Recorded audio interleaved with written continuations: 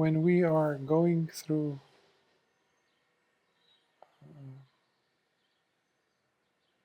transformation, when we have been investing our time, being dedicated to a process, a mission, where we want to have certain changes take place in our lives,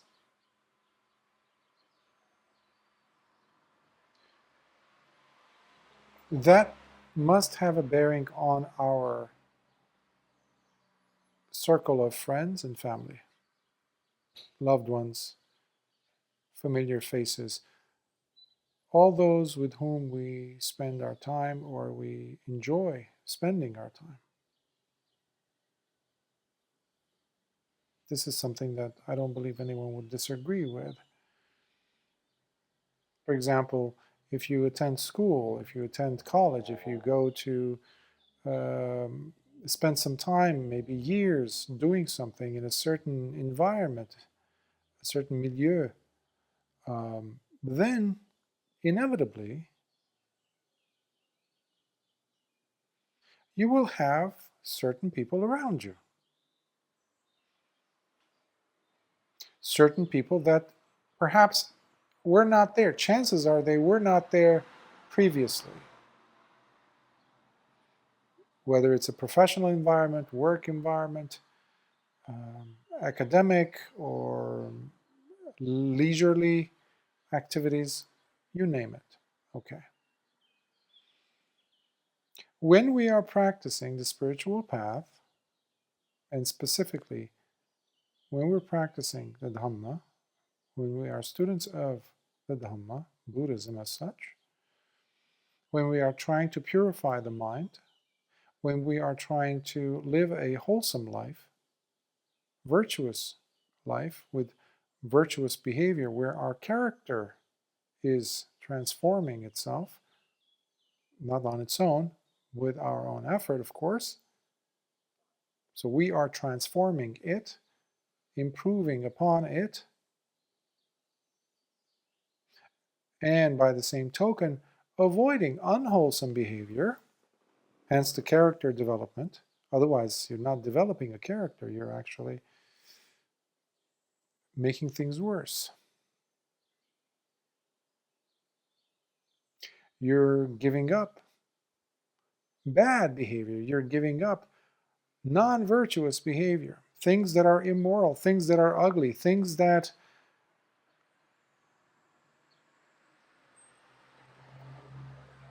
contaminate you as a person, as an individual, where it's a shameful behavior, let's say, to maintain that kind of a lifestyle. Shameful for you when you are in the midst of those people that you care and love, or you've respected.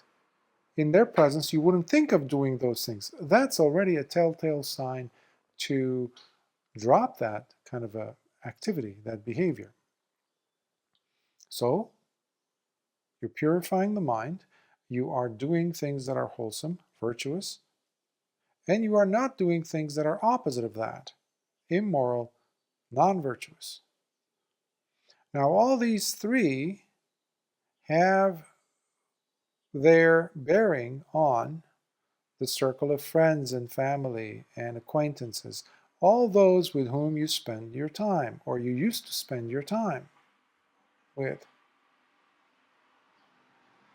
In other words, do not expect your mind to be purified if you're still hanging out with the same crowd.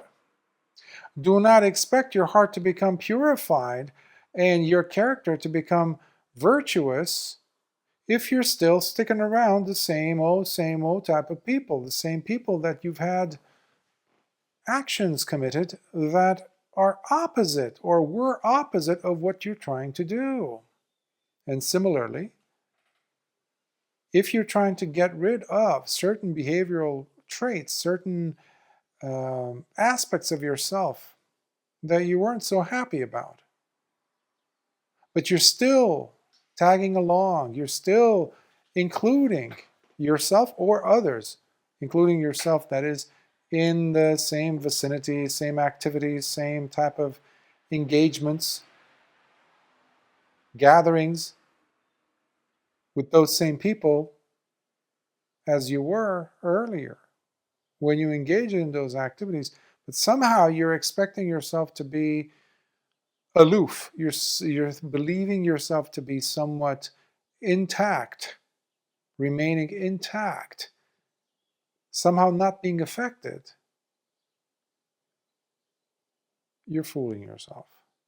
And there is absolutely no growth. Absolutely no growth taking place. It's just a make-believe. It's just self-deception you're engaging in. Nothing else. Nothing more, but nothing else either. So in order for there to to have change, positive change take place in your life, whether you like it or not, you're going to have to say goodbye to some people. You're going to have to say, just like you're saying goodbye to certain traits of yours, you're going to have to say goodbye to certain surroundings that you used to cherish, things that held value to you. You see, it is impossible for you to want to move forward in the direction of something that is intriguing you, is of value to you for some reason, while at the same time being chained up to other values that do not go together. They don't work together. So this is where a lot of people fail on the spiritual path. They will not progress. This is the quintessential, that example of 2 steps forward, 3 steps or 4 steps back, sadly. Now what the person does is they remind themselves of those 2 steps that they took forward and how it felt. Perhaps they had some insights, perhaps they had some wonderful moments, maybe in the area of meditation they went deep. Okay, maybe they even had a jhana or 2, perhaps. But,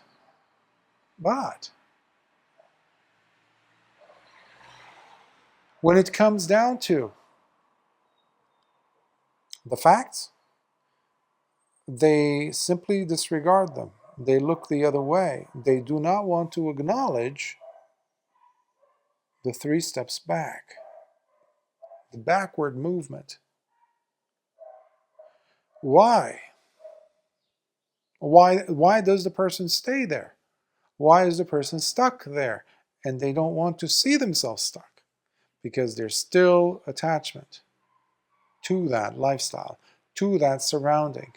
They might even say some, derogatory things, or they might even highlight it as, oh, that's so beneath me, that's so terrible, that's so this, that's so that. Meanwhile, they are in the, as they say, smack dab in the center of it all. And no one's dragging them there. They drag themselves there, and they nail themselves into that swamp and then complain about it to others, to look as if they are, yeah, see, I'm above it, but I am in the cesspool. But this cesspool, this is terrible, after the fact.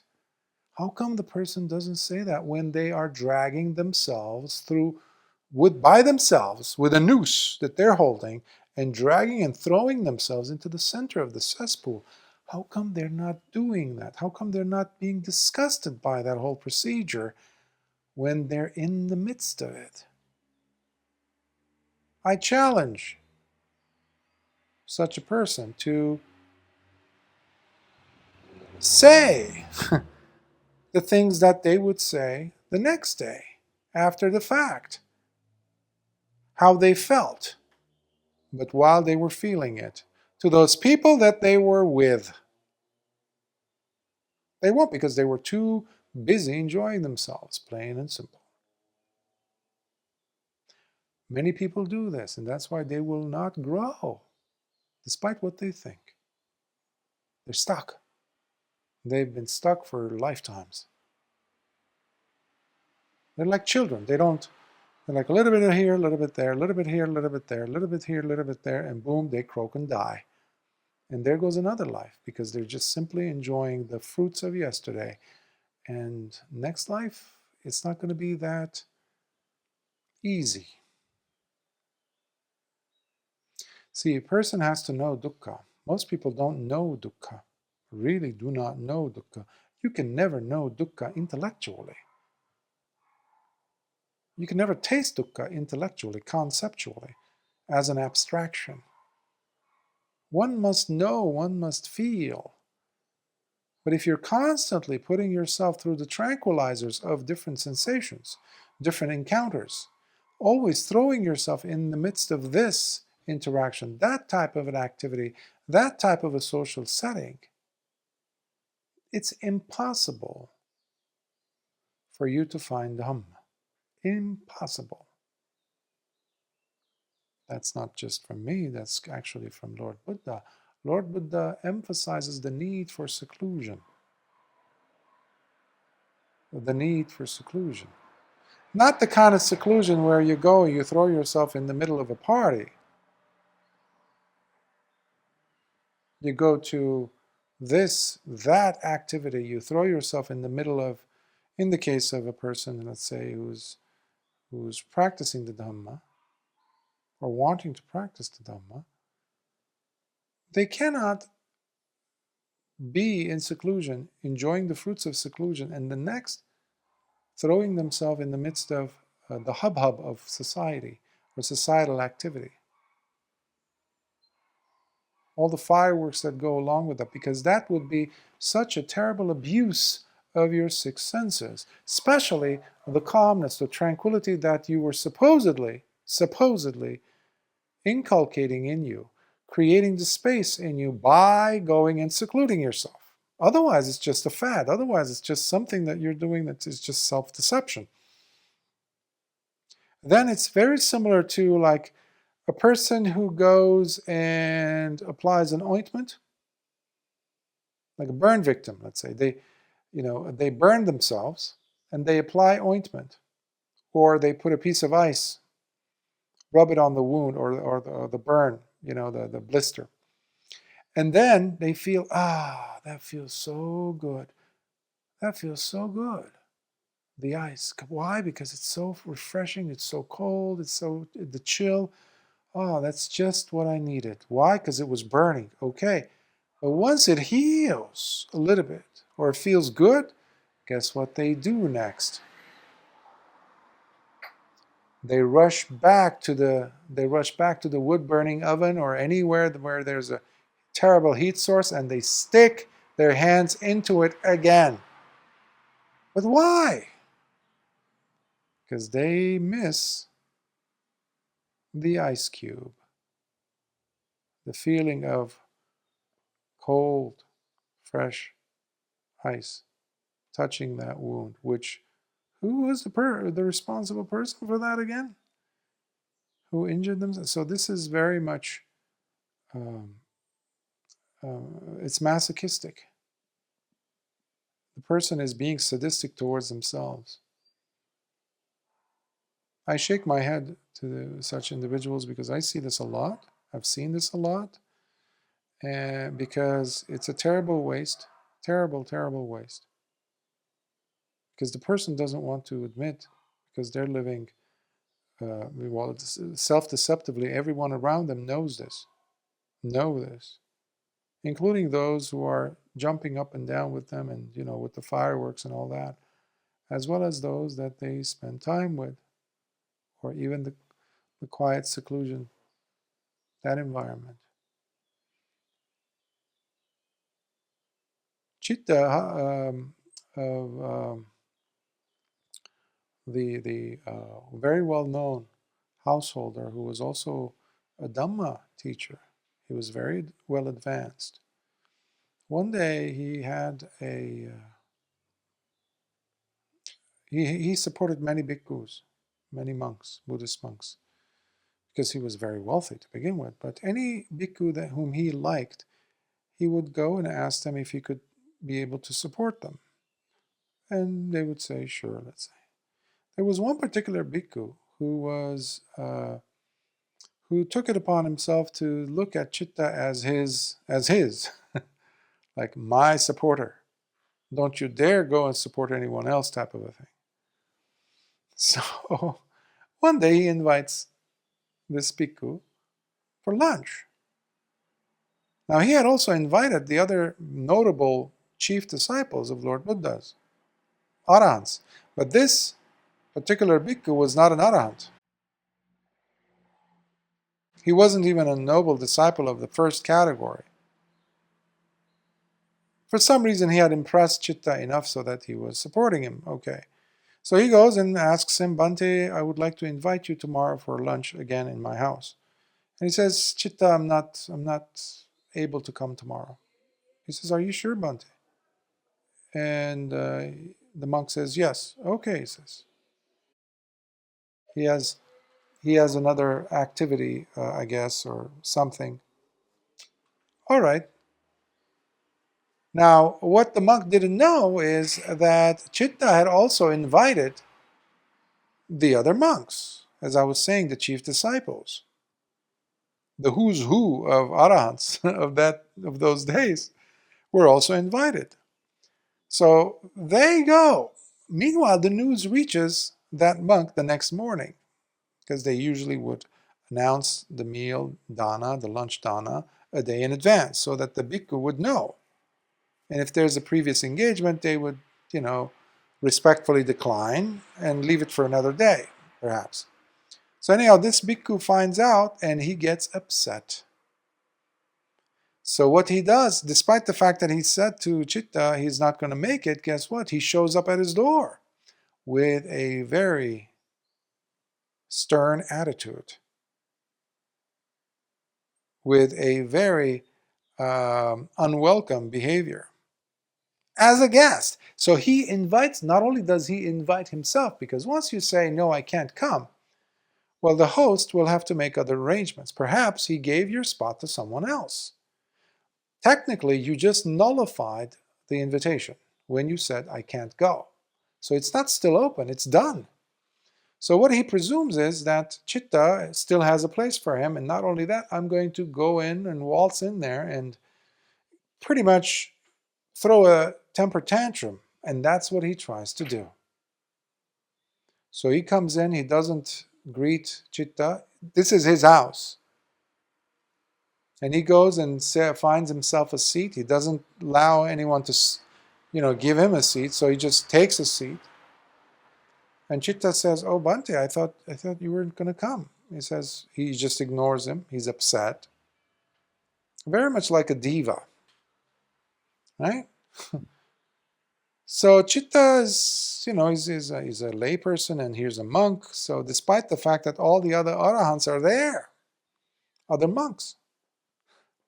So after the meal, so they eat this and that, and after the meal, this monk turns to Chitta and, oh, by the way, after the meal, there's also dessert that is brought in. And in India, Indian cuisine, especially if you're a wealthy, like Chitta was, the cuisine is incredibly, varied, and there's multiple dishes, etc. There's several course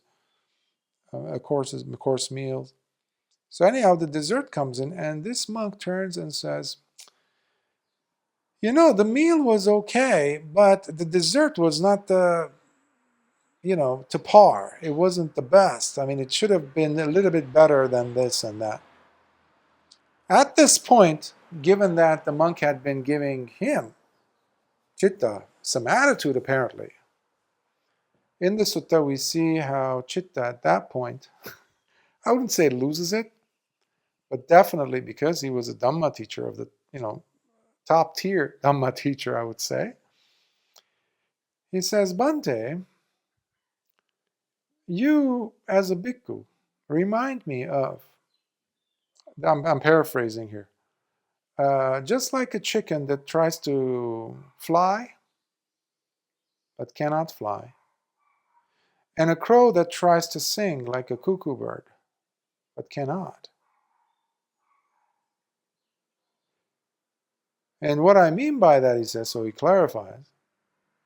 I haven't seen the sutta, I haven't read it for a long time, so I'm going by memory. But the gist of it is this. He says, Bhante, your behavior and your statements in front of the whole Sangha and lay people is both unacceptable in the layman's world,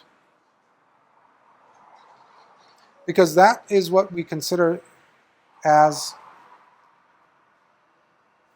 an ungrateful guest.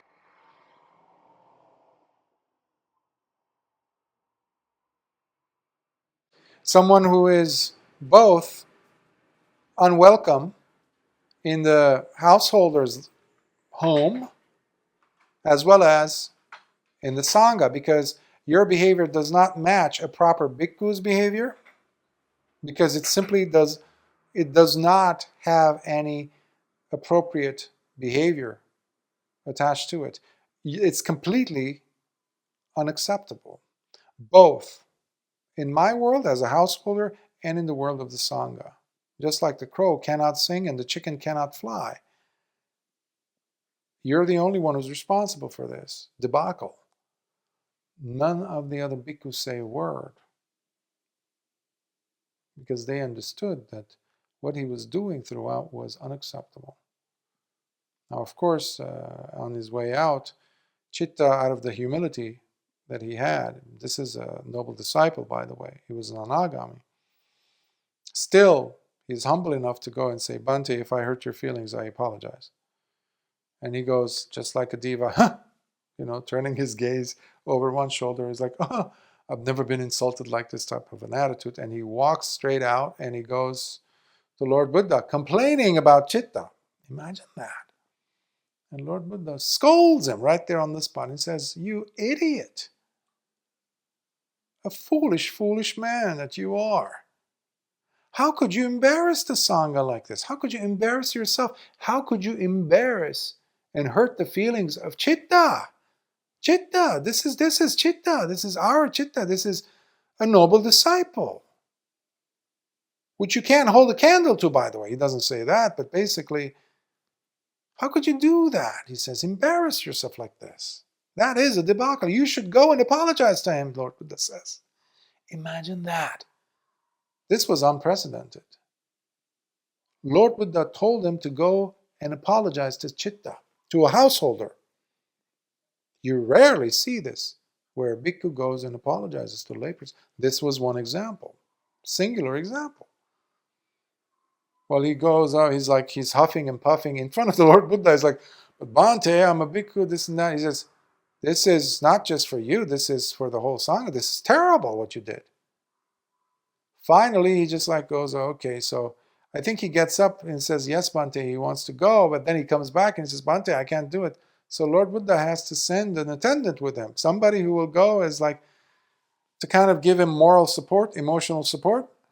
Nowadays, people take dogs, cats, bears, tigers, snakes, whatever, anything that moves as their emotional support onto airplanes. And everybody caves in, people give them that letter and it's like, yeah, sure. So I know I went on a tangent there, but pertinent. And he gets there, finally, huffing and puffing this and that. And I don't remember if he did apologize. I think Chitta comes to Lord Buddha, and I think the apology is requested in front of Lord Buddha, if I'm not mistaken. Something like that. But anyhow, the reason why I was reminded of this story was the crow and the chicken.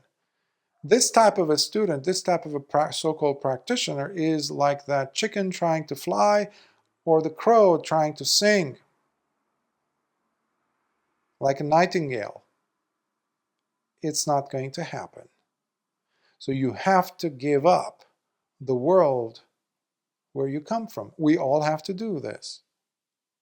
There's nothing special about your friends. Okay? If Lord Buddha gave up his family, his culture, his whole wealth, you can't just logically say, yeah, I could have done that. Meanwhile, you're holding on to your, I don't know, your neck of the woods, your world, your culture, your this, your that, your antics. No, we walk away from that. We each come from different cultures. Some of us have, you know, I come from a culture that's thousands of years old. Thousands. Who cares, though, ultimately? Who cares? Where's the Dhamma in all that? That is my question all the time. Remember, Lord Buddha said, this path requires us to walk away from fools and to hang out, to associate with the wise. That is not just a cute saying that Lord Buddha said for us to kind of repeat and feel good about for a moment, and then we huddle back to the world we came from and imagine that we are practicing Dhamma. No way. Absolutely not. So it requires us to give up. Otherwise, forget it. The purity of the heart is not happening for you. The purity of character is not happening. Why? Because there's no sila ultimately, because you are breaking sila. If and when you do seclude yourself, if and when you practice the Dhamma, if and when you truly practice sila, you're looking for that seclusion, you're looking for the deep equanimous state of mind, you're purifying your world, and you throw yourself back into the cesspool where you came from, you have broken sila. Don't fool yourself. Yeah, I'm going to go back there and I'm going to do this and I'm going to do a retreat or I'm going to do this, I'm going to do that, and that's going to take care of it. You're just fooling yourself, and you're actually also messing up that environment of other people who are still truly dedicated to that path, to the practice, truly, genuinely living that life, because they have left that their respective worlds behind or are in the midst of that. They're trying to walk away every day, and they're working on that deliberately, willfully on their own, with their own faith and confidence in the Dhamma. Otherwise, as I have always said to students and to my patients when I was a therapist, psychotherapist, trust the behavior, never the words. Your actions tell me everything about you. Everything. I don't have to be, no one has to be psychic to know that. Your behavior is like the testimony of who you are. That is your true behavior, not the weaving up of all these stories about this, that, whatever you're doing, this and that. It's meaningless, because ultimately you are in suffering and you don't even want to see it. The Dhamma is not mere words. It's not empty words. It's not hot air balloons, empty of substance. No. Our lives are empty. That's why we come to the Dhamma, to relinquish that sort of a life, fake life. So you can't have a fake life and the Dhamma at the same time. It ain't going to work, as they say. It's not going to fly. Sooner or later, you're going to fall on your face. And most people do, sooner or later. So we have to relinquish the world we've known. And that requires us to have guts. That requires us to have trust. That is the meaning of saddha, the way I see it. Because you must give up that. You cannot have yourself be chained while at the same time wanting to fly. It's not going to work. You have to say bye to one, at least.